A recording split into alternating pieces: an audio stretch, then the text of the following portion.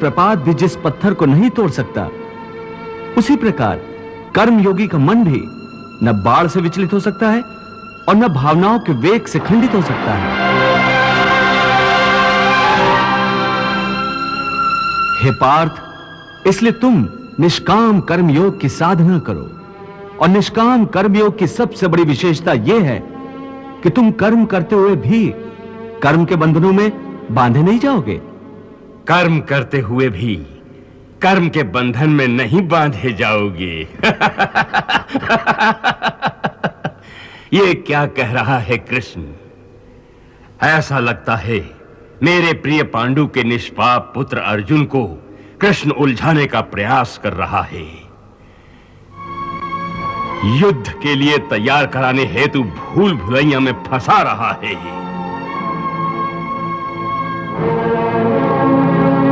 हे केशव, तुम मुझे कौन सी भूल भुलैया में डाल रहे हो?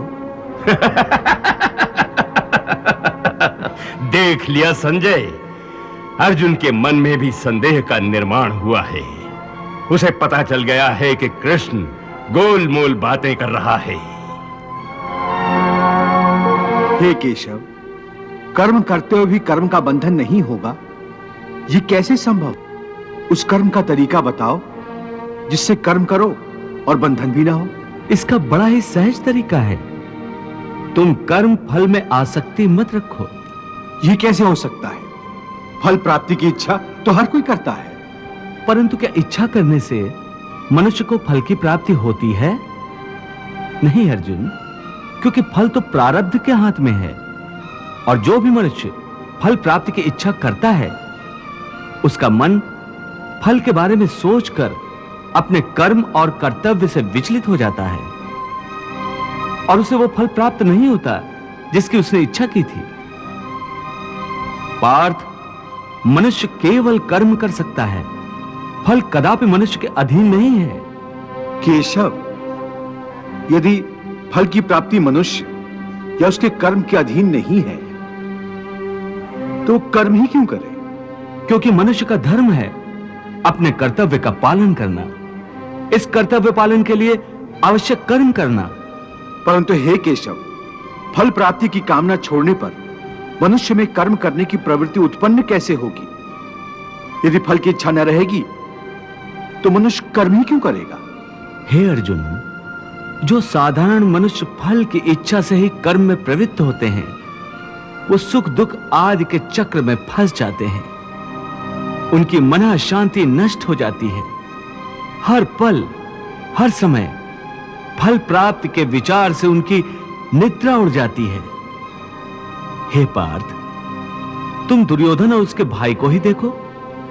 बचपन से ही दुर्योधन, शकुनी और दुशासन आदि ने हस्तिनापुर के सिंहासन को प्राप्त करने के लिए कितने अधर्म किए, याद है ना तुम्हें? उन्होंने जब भीम भैया को पानी में फेंक दिया था,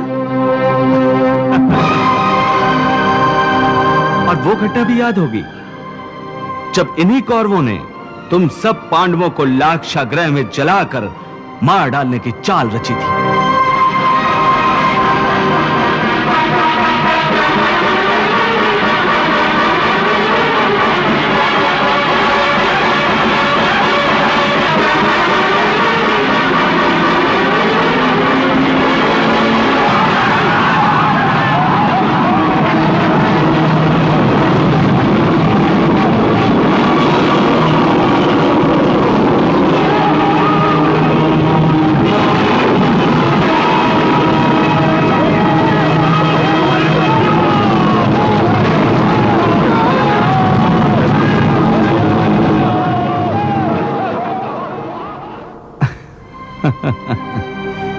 कैसी लाजवाब चाल थी उनकी।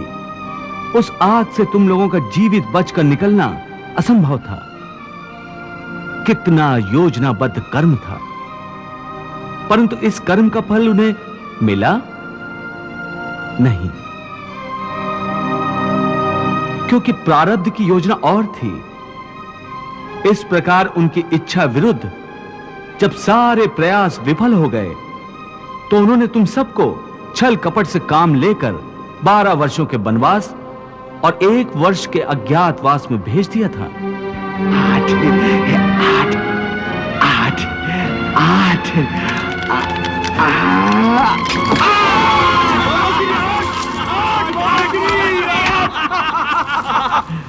वाह मामा